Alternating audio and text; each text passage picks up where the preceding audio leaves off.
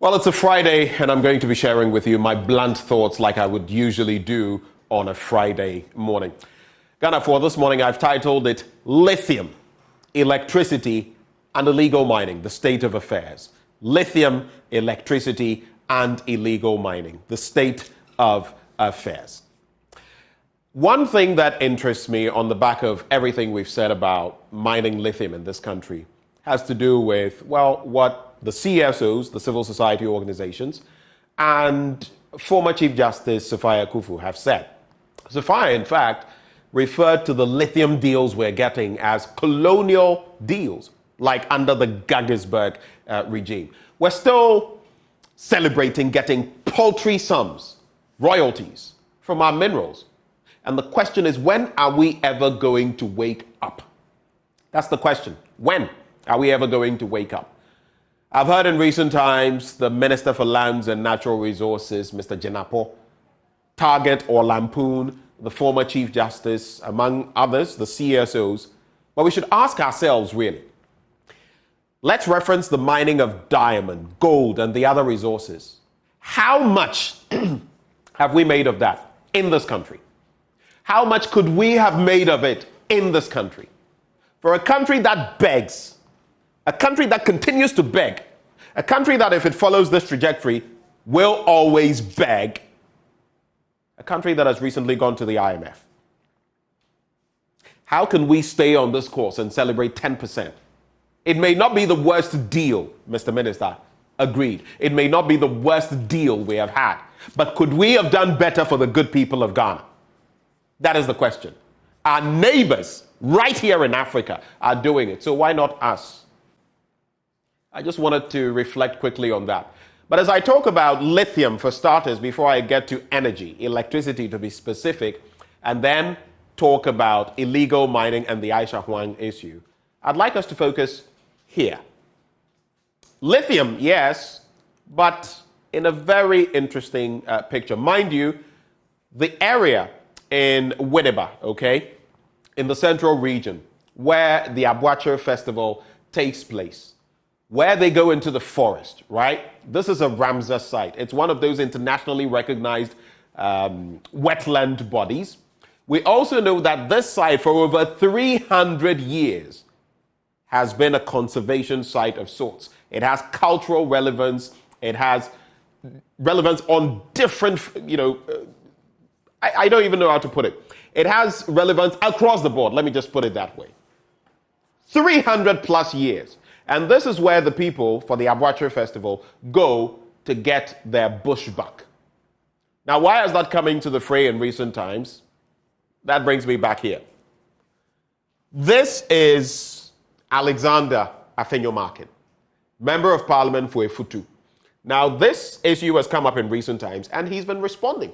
Here's what he had to say. I simply want to say this allegation is false. It's never true. And in fact, the Minerals Commission 2 years ago, stated, well, to the effect that such application had not even been received by them, let alone approving for the company to mine lithium in that sacred forest where we hunt for deer during Abwacher. That is what he said. I've had some people say that maybe the minister or the MP doesn't have enough information. But let's go to the next slide. He references 2 years ago. I'm going to be looking at next year. Now, the date in question is Tuesday, June the 28th, 2022. Tuesday, June the 28th, 2022. And if you look carefully, it's a bit small, but if you look here, this is Green Metals Resources Limited, the same entity tied to lithium mining in this area that we are speaking of. Their address is here. And what do we have here? A prospecting license. Prospecting license. That is what it's being offered here. We're looking at an area of 5.56 kilometers squared, and they are to mine lithium and other minerals. That is what is there as well. The area is mentioned, Onyadze or Benyadze, whichever way you want to put it, but that is in the exact enclave of this forest that we speak of. So this is one document. If the member of parliament says, the member of parliament for Ifutu, the deputy majority leader says, listen, this was not in the offing. This is confirmation from the Daily Graphic, June 28, 2022. It was a Tuesday. This is last year. So why is he referencing 2 years ago? Because just last year, we had this in there. Mistake. This was published, and this is the Minerals Application Bulletin, by the way. It was published in the Daily Graphic. So what exactly is happening? But let's go to the next slide. If you found that confusing, this might be even more confusing to you, because if you look at the Ghana Mining Repository, okay, we conducted some checks and found some pretty interesting dynamics. The Ghana Mining Repository. When we checked on the 4th of December, 2023, just a few days ago, this is what we found. In terms of the status of the license for this group, this is what we found. We found that for Green Metals Resources Limited, the status of the license on the 4th of December 2023 was active. Active license, okay? The details are there. The start date is the 9th of November 2023 to the 8th of November 2026. I'm talking of as recently as the 9th of November 2023 to the 8th of November 2026, where they are said to have an active license. The district Bewadze, and they were supposed to mine the certificate covered feldspar, columbite, tantalite, kaolin, mica, other base metals, tantalum, lithium, and other minerals. And then you have the tin, you have the application dates, the 26th of August 2021, and then you have the cadastre and all of that. And of course, Central Region, Cape Coast District. But then come to this end, and then an interesting picture comes to bear. Because when we checked yesterday, the 7th day of December 2023, so look at the gap, 4th December 2023, 7th December 2023, Awawasem.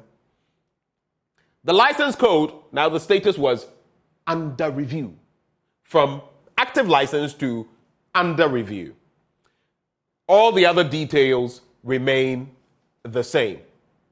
But why that change? Whose feathers are getting ruffled?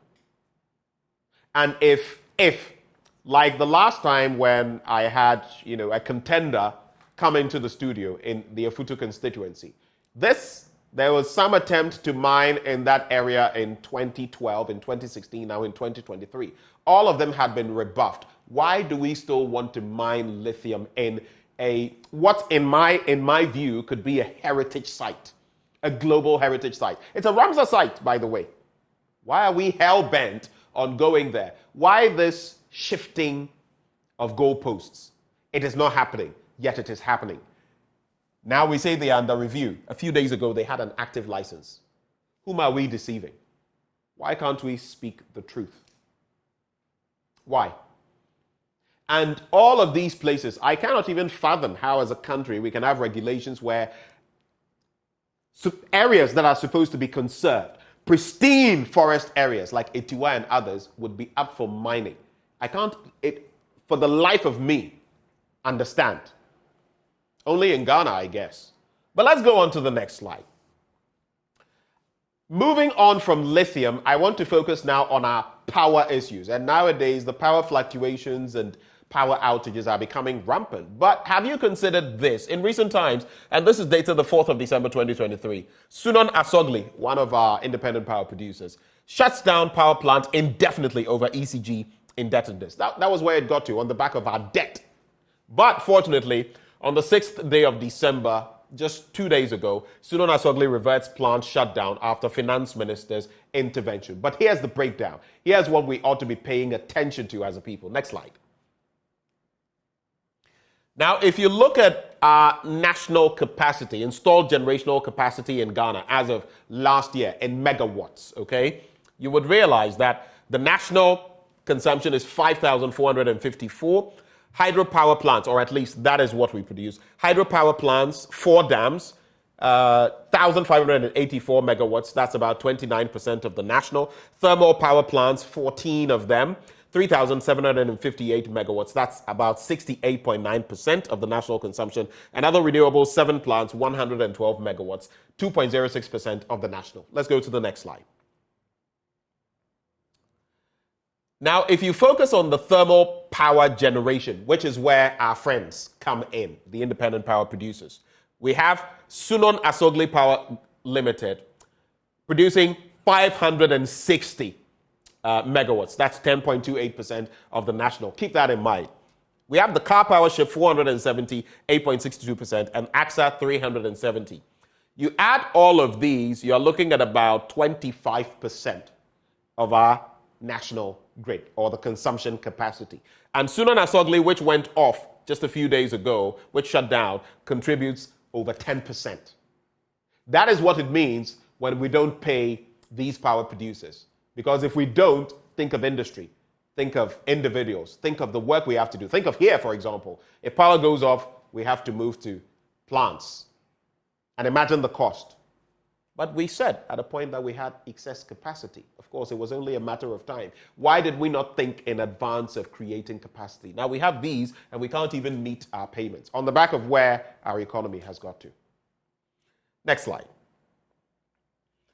And if you look at the breakdown, if you look at thermal power generation and the amount owed different companies, you would see that the VRA is owed $20 million, Ghana Gas $45 million, other IPPs, including Sunon Asogli, $25 million. You add that up, you are getting anything around $90 million. $90 million. It is clear we're going to struggle to pay these sums of money. And mind you, sometimes when we complain about Ghana Gas and the VRA, look at the debts overhang. Look at what they have to deal with. That is why from time to time, we're in a power situation, power flux, because we are not getting this right. But now who caused them? Now let's move on.